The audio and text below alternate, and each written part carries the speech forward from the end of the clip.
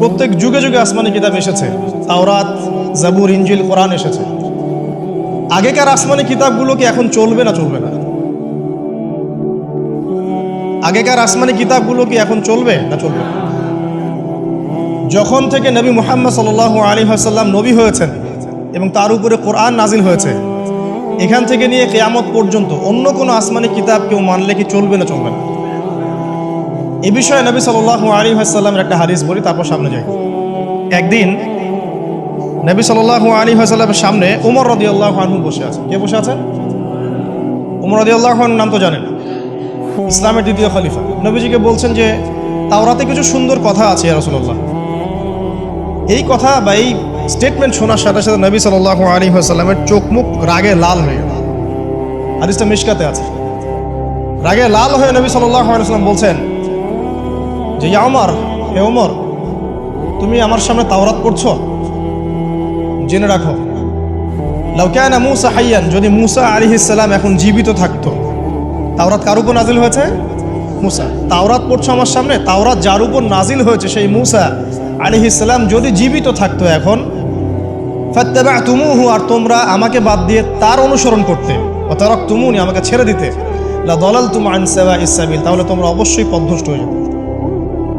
তাওরাত পড়ছো, এখন যদি মূসা আলাইহিস সালামও জীবিত থাকতো আর তোমরা আমাকে বাদ দিয়ে নবী মূসার অনুসরণ করা শুরু করতে, তোমরা অবশ্যই জাহান্নামী হয়ে যাবে। লাউ কানা মূসা হাইয়ান, যদি মূসাও জীবিত থাকতো এখন, আবার যদি জীবিত করা হয় আলাইহিস সালাম, লাত্তাবা'নি, অবশ্যই তাকে আমার অনুসরণ করতে হবে। এটা কি বুঝতে পারছেন? এই কারণে শেষ জামানা যখন ঈসা ইবনে মারইয়াম আসবেন, তিনি নতুন কোনো শরীয়ত নিয়ে আসবেন না। কি নিয়ে আসবেন? তিনি মুহাম্মদ সাল্লাল্লাহু আলাইহি ওয়াসাল্লামের অনুকরণ রূপেই পৃথিবীতে আসবেন ইনশাআল্লাহ। আল্লাহ পাক আমাদেরকে দিয়েছেন আল কোরআন, এবং কোরআন এর ব্যাখ্যা হচ্ছে হাদিস। নবী সাল্লাল্লাহু আলাইহি ওয়াসাল্লাম বিদায় হজের ভাষণে বলেছেন, এই হাদিসটা খুব ভালো করে মনে রাখবেন। তিনি বলেছেন যে তারাকতু ফিকুম আমরাইন, আমি তোমাদের মাঝে মাত্র দুটা বস্তু ছেড়ে যাচ্ছি। কয়টা বস্তু? দুটা বস্তু। লান তাদিল্লু মা তামাসসাকতুম বিহিমা, তোমরা কোশ্চিনকালেও পথভ্রষ্ট হবে না যতদিন পর্যন্ত এই দুটাকে আঁকড়ে ধরে থাকবে। ঠিক আছে?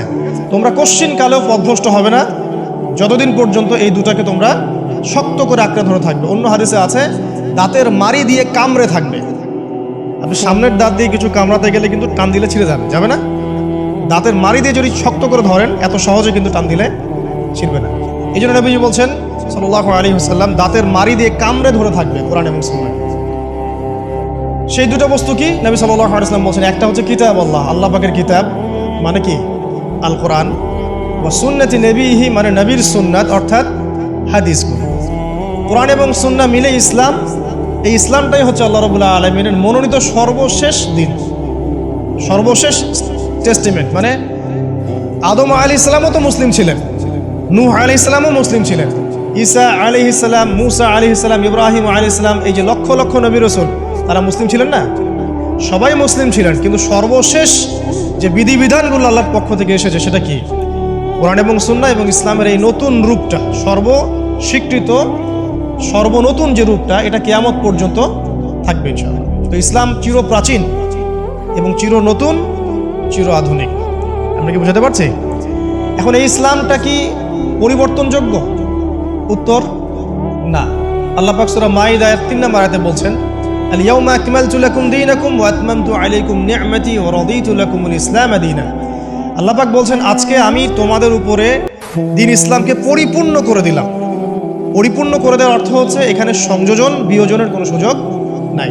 কেউ যদি বলে 5 ওয়াক্ত নামাজের জায়গায় 6 ওয়াক্ত বানাই দিব আমরা, ঠিক আছে? সুযোগ আছে? সুযোগ নাই। যাকাতের বিধানটা খুব কঠিন মনে হয়, যাকাতের নিসাবটা একটু কমাই দিব, পারবে? ইসলামের চুল পরিমাণ কিছু ঢোকানোর বের করার কোনো সুযোগ নাই। কেন নাই? কারণ আল্লাহ পাক এই দিনটাকে পরিপূর্ণ করে দিয়েছে।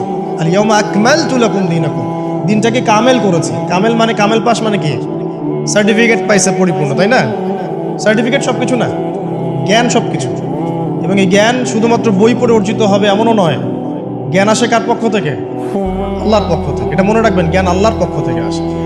হ্যাঁ, জ্ঞান কখন আসবে? যখন আপনি পরিশ্রম করবেন, আপনার পরিশ্রম আল্লাহ পাক দেখবেন, আপনি ধারাবাহিকভাবে লেগে থাকবেন, আল্লাহর কাছে বেশি বেশি দোয়া করবেন, পাপ ছেড়ে দিবেন, গুনাহ ছেড়ে দিবেন, গুনাহমুক্ত অন্তর নিয়ে আল্লাহর কাছে কান্নাকাটি করবেন, আল্লাহ পাক ইনশাআল্লাহ ইলম দান করবেন ইনশাআল্লাহ। ইমাম শাফি রাহিমাহুল্লাহ বলতেন যে আমি অনেক পড়ি কিন্তু ভুলে যাই। তার ওস্তাদ তাকে বললেন যে তুমি পাপ করা ছেড়ে দাও, যদি গুনাহ করতে থাকো তাহলে তোমার অন্তরে আল্লাহর নূর নাজিল হবে না।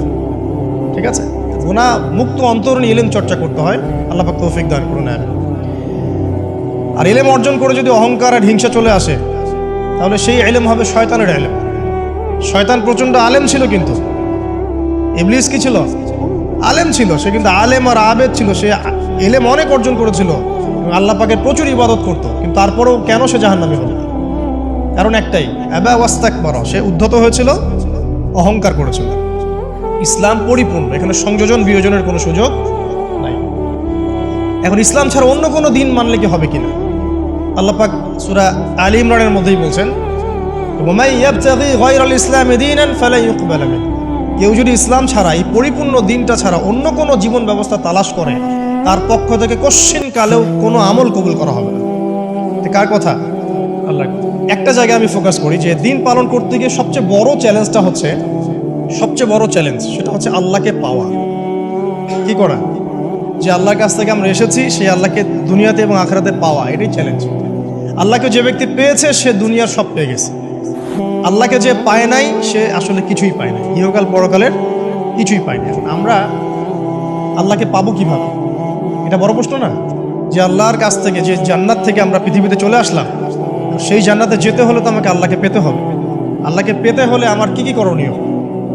খুব শর্ট করে আমি কয়েকটা পয়েন্টস আপনাদেরকে শেয়ার করছি। 1 নাম্বার, আল্লাহকে পেতে হলে অবশ্যই তার নবী মুহাম্মদ সাল্লাল্লাহু আলাইহি ওয়াসাল্লামকে অনুসরণ করতে হবে। এছাড়া আল্লাহকে পাওয়ার দ্বিতীয় কোনো পথ নেই। আল্লাহকে পেতে হলে অবশ্যই তার নবী মুহাম্মদ সাল্লাল্লাহু আলাইহি ওয়াসাল্লামের আদর্শগুলো জীবনের প্রতিটা ক্ষেত্রে বাস্তবায়ন করতে হবে। চলাফেরা, ওঠা বসা, খাওয়া দাওয়া, ইস্তেঞ্জা করা, মুআমালাত, ব্যবসা বাণিজ্য, অর্থনীতি, সমাজ, রাষ্ট্র, সব ক্ষেত্রে আপনাকে মুহাম্মদ সাল্লাল্লাহু আলাইহি ওয়াসাল্লামের তরিকা, আদর্শটাকে ফলো করতে হবে। তাহলে আপনি আল্লাহকে পাবেন ইনশাআল্লাহ। যে ব্যক্তি আল্লাহকে পেয়েছে সে দুনিয়াও পেয়েছে, আখিরাতও পেয়েছে। যে আল্লাহকে পায় নাই, দুনিয়াও বরবাদ, আখিরাতও বরবাদ। 1 নাম্বার তাহলে কি কাজ? আল্লাহ পাকের সর্বশেষ নবী মুহাম্মদ সাল্লাল্লাহু আলাইহি ওয়াসাল্লামকে অনুসরণ করা, তার আদর্শ মেনে চলা। 1 নাম্বার। 2 নাম্বার হচ্ছে 5 ওয়াক্ত নামাজ। আল্লাহকে পেতে হলে নামাজ লাগবে। নামাজ নাই, আল্লাহ নাই। ওয়াস্তাঈনু বিস-সাবরি ওয়াস-সালাত, তোমরা সবর এবং সালাতের মধ্য দিয়ে আল্লাহর সাহায্য প্রার্থনা করো। আমরা এই জন্য নামাজে বলি ইয়াকা না'বুদু ওয়া ইয়াকা নাস্তাঈন, আমরা শুধু আপনারই ইবাদত করি এবং আপনার কাছেই সাহায্য প্রার্থনা করি। আল্লাহকে পেতে হলে নামাজের কোনো বিকল্প নাই। যে ব্যক্তি নামাজ পড়ে না, আল্লাহর সাথে তার কোনো সম্পর্ক নেই, নো কানেকশন। আপনি যে কোনো কিছু চাচ্ছেন, সেজদায় পড়ে আল্লাহর সামনে আত্মসমর্পণ করেই চাইতে হবে। ওয়াসজুদ ওয়াক্তারিব, আল্লাহ পাক কি বলেছেন? সেজদা করো, নিকটবর্তী হও। ব্যাখ্যা অনেক করা যায়। নামাজ না পড়লে কিন্তু মানুষ কুফরিতে লিপ্ত হয়। যে ব্যক্তি মান তারাকা সালাতান মুতাআম্মিদান ফাকাদ কাফারা, যে ব্যক্তি সালাতকে অস্বীকার করে, ফরজ নামাজকে অস্বীকার করে, সে ব্যক্তি কিন্তু কুফরিতে চলে যায়। ঠিক আছে? তারপরে বাইনা রাজুলি ওয়া বাইনা শিরকি ওয়াল কুফরি তারকুস সালাহ, একজন মুমিন বান্দা এবং অমুসলিমদের মধ্যে পার্থক্যই নামাজ। নামাজের বিষয়ে অনেক কথা আমি আগেও বলেছি, আপনারা শুনেছেন, অন্য আলেমদের কাছেও শুনেছেন। এক বাক্যে নামাজ না পড়লে ইসলামের রশিটা কেটে যাবে। মুআয বিন জাবালকে নবী সাল্লাল্লাহু আলাইহি ওয়াসাল্লাম বলেছেন যে যদি মান তারাকা সালাতান মুতাআম্মিদান, কেউ যদি সালাতকে ইচ্ছা করে ছেড়ে দেয়, ফাকাদ বারিআত মিন জিম্মাতিল্লাহ, সে ব্যক্তি আল্লাহর জিম্মেদারি থেকে মুক্ত হয়ে যাবে। তার উপর আল্লাহর কোনো জিম্মাদারি নেই, আল্লাহর নিরাপত্তা, জিম্মাদারি থেকে সে মুক্ত। তো 5 ওয়াক্ত নামাজ আল্লাহ পাক আমাদের সবাইকে জামাতের সাথে পড়ার তৌফিক দান করুন। এর পাশাপাশি নফল নামাজ বাড়িয়ে দেওয়ার তৌফিক দান করুন, এবং স্পেশালি তাহাজ্জুদের নামাজ যদি পারেন, 2 রাকাত হলেও নিয়মিত তাহাজ্জুদের নামাজ পড়ার তৌফিক আল্লাহ পাক আমাদেরকে দান করুন। আর নামাজের বাহ্যিকতা নিয়ে এত বেশি ঝগড়ায় যাবেন না। এখন আমরা যত ঝগড়া নামাজের বাহ্যিকতা নিয়ে, হাত বাঁধা, রফুল ইয়াদাইন, আমিন আর পায়ে পা, এগুলো নিয়ে ঝগড়া শেষ আছে? নাই।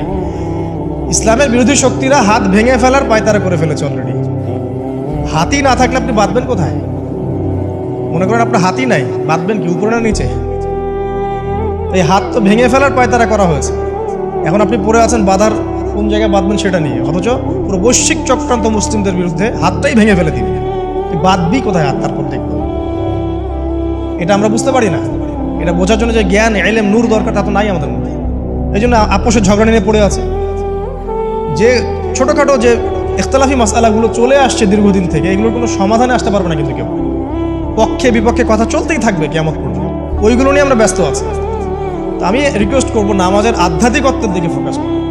নামাজের আধ্যাত্মিকত্ব কি? আপনি আল্লাহর সামনে দাঁড়িয়েছেন, দুনিয়ার সাথে এখন আপনার কোনো সম্পর্ক, আপনি এবং আল্লাহ, মাঝখানে কিছু নাই। নামাজে যা পড়ছেন, সূরা ফাতিহা, অন্যান্য সূরা, রুকু, তাসবিহ, সিজদা, তাশাহুদ, দরুদ, অর্থ বোঝার চেষ্টা করেন এবং অর্থের দিকে ফোকাস করেন, আল্লাহকে পাবেন ইনশাআল্লাহ। সিজদায় রুকুতে যখন যাচ্ছেন, আপনি চিন্তা করেন যে আপনি মহাবিশ্বের মহা শক্তিধর আল্লাহ রাব্বুল আলামিনের সামনে মাথা নত করেছেন। আপনি চিন্তা করেন যে আল্লাহ আপনাকে দেখছেন। এখন যখনই মানুষ নামাজে দাঁড়ায়, আল্লাহ পাক তার দিকে দৃষ্টি নিবদ্ধ করেন, এবং যখন মানুষ এদিক ওদিক তাকানো শুরু করে নামাজে, আল্লাহ পাক মুখ ঘুরিয়ে নেন। হ্যাঁ, নামাজে ওই যে আমরা যে ডিজিটাল নামাজ পড়ি না, এখন ডিজিটাল মানে 4 রাকাত নামাজ 4 মিনিটে শেষ। এক রুকু করলে সেজদা পাওয়া যায় না, সেজদার তাসবিহ পড়লে আবার এদিকে দেখা যায় যে দ্বিতীয় সেজদায় চলে গেছে অলরেডি ওঠার আগে। অনেক ক্ষেত্রে ইমাম সাহেবরাও খুব দ্রুত নামাজ পড়া, অনেক দ্রুত পড়া। এত দ্রুত নামাজ পড়াবেন কেন? নামাজ জামাতে পড়লে সংক্ষিপ্ত করতে বলা হয়েছে, কিন্তু এত দ্রুত তো পড়তে বলা হয়। এখনও দেখবেন মক্কা মদিনায় গিয়ে নামাজ দেখবেন, মাশাআল্লাহ, নামাজটা তাদের মাশাআল্লাহ এটার প্রশংসা না করলে হকাদা। নামাজটা অসাধারণ, ধীর স্থিরভাবে। ফজরের নামাজ 20 মিনিট, 15 মিনিট, 20 মিনিট পড়াচ্ছে নামাজ, রিল্যাক্স। নামাজে দাঁড়ালে চমৎকার তেলাওয়াত হচ্ছে, আপনি ভুলে যাচ্ছেন নিজেকে। তেলাওয়াত হবে চমৎকার, এবং সবচেয়ে ভালো যিনি তেলাওয়াত করতে পারেন তাকে নামাজে দিতে হবে। রিল্যাক্সে নামাজ পড়বে। ক্ষেত্র বিশেষে আপনি শর্ট করতে পারেন, কিন্তু সবসময় কেন আমরা 4 রাকাত নামাজ 3 মিনিটে শেষ করে দিচ্ছি? আবার নামাজের পর দোয়াটা হবে লম্বা, অথচ নামাজটাই ছিল দোয়া, নামাজটাই কিন্তু দোয়া। এখন সেজদায় আমরা যদি কান্নাকাটি করতে না শিখি, আল্লাহর সামনে আমি মাথা নত করেছি, এখানে নিজের মনের যত আবেগ, আকুতি, দোয়া, এগুলো আল্লাহর সামনে ঢেলে না দিতে পারি, এই দোয়া কালাম না শিখি, তাহলে তো নামাজের আধ্যাত্মিকত্ব অর্জন হলো না। সাহাবীরা কেমন করে নামাজ পড়তেন যে নামাজ পড়ার পরেও তাদের গা থেকে তীর বের করা যায়?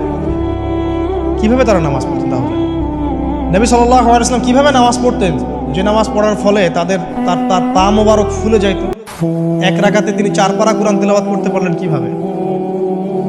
তাদের নামাজ আর আমাদের নামাজ, আল্লাহ রাব্বুল আলামিন তার রাসূলের মাধ্যমে একটা হাদিসে জানিয়েছেন যে এমনও অনেক নামাজি আছেন, নাউযুবিল্লাহ, আল্লাহ পাক আমাদেরকে তাদের অন্তর্ভুক্ত না করুন, যে নামাজ পড়ার পরে আল্লাহ রাব্বুল আলামিন এই নামাজটাকে ওই নামাজের মুখের উপর নিক্ষেপ করে দেয়। তোমার নামাজের আমার কোনো দরকার নেই। আল্লাহ পাক আমাদেরকে হেফাজত করুন। ধীর স্থিরভাবে পড়েন, রিল্যাক্সে, তাড়াহুড়ার কিচ্ছু নাই। ওয়ামা খালাকতুল জিন্না ওয়াল ইনসা ইল্লা লিয়াবুদুন, শুধুমাত্র আল্লাহর ইবাদত করার জন্যই তো পৃথিবীতে এসেছে। হোক না দোকানটা 5টা মিনিট পরে খুললে কি হবে? হ্যাঁ, জমিতে যান, জমিতে আধা ঘন্টা পরে গেলে কি হবে? যে আল্লাহ পাক আপনাকে বাঁচিয়ে রাখতে পারেন, সে আল্লাহ পাক আল্লাহর পথে সময় দিলে আপনাকে অফুরন্ত রিজিকও তো দিতে পারেন না? আপনি আল্লাহর হয়ে যান, বাকি সব আল্লাহ আপনার দায়িত্ব নিয়ে নেবেন। ইনশাআল্লাহ আপনি নিজে আল্লাহর হয়ে যান, আপনার সব কিছু দায়িত্বকে নিয়ে নেবে, আল্লাহ নিয়ে নেবে। আল্লাহ পাক আমাদেরকে ধীর স্থিরভাবে আধ্যাত্মিকত্ব অর্জন করে নামাজ পড়ার তৌফিক দান করুন।